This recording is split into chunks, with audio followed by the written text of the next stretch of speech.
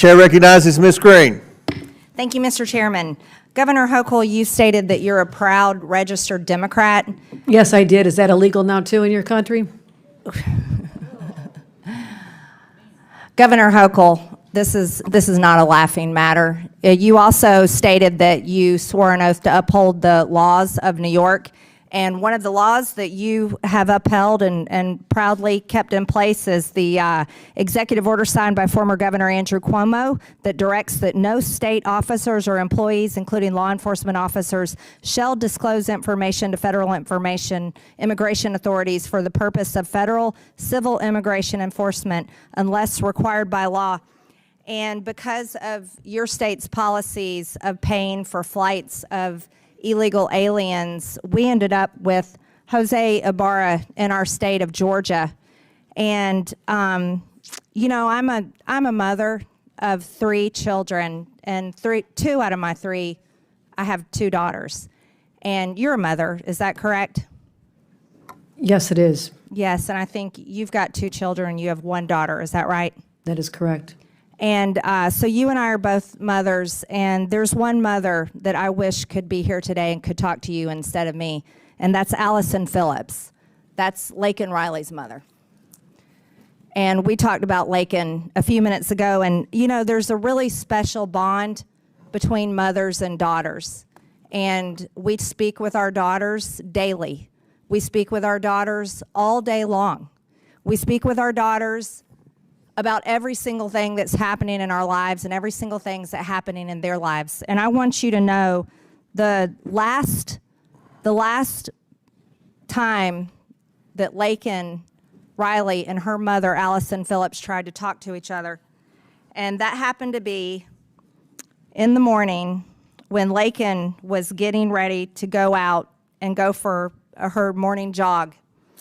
And on the morning of her murder, at 8:55 a.m., Riley texted her mother and said, "Good morning, about to go for a run, if you're free to talk." And I can tell you that's something I do with my girls, and they text me, and I'm sure you and your daughter text each other as well. But she didn't get her mother, and then Riley called her mother just a few minutes later at 9:03 a.m. as she was starting to listen to music, but she didn't get her mom on the phone. And the trail cam actually captured her going out for her run at 9:05 a.m. At 9:11, Laken called 911.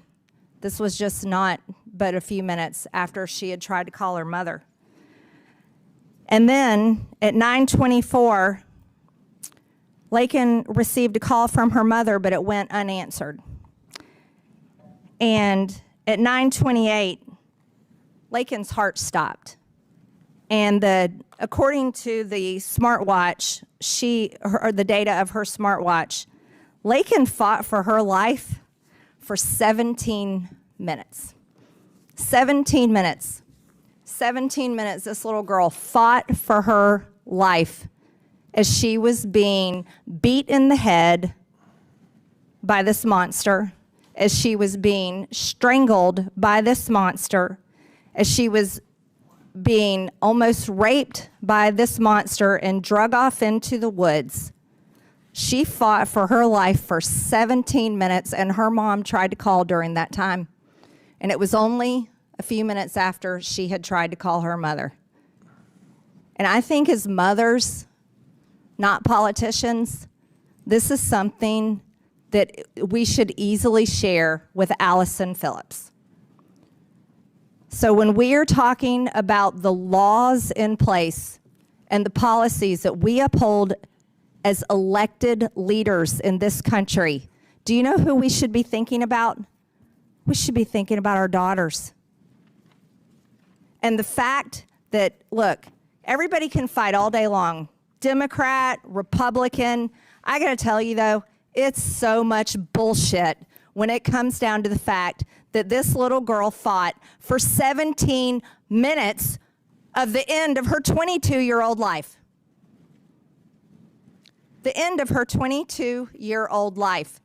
And Governor Hochul, for the love of God, as you are a proud, registered Democrat, I don't know how on earth you can uphold laws that protect and give aid and comfort to monsters, especially one that was arrested in your state and let go because of your policies in your state.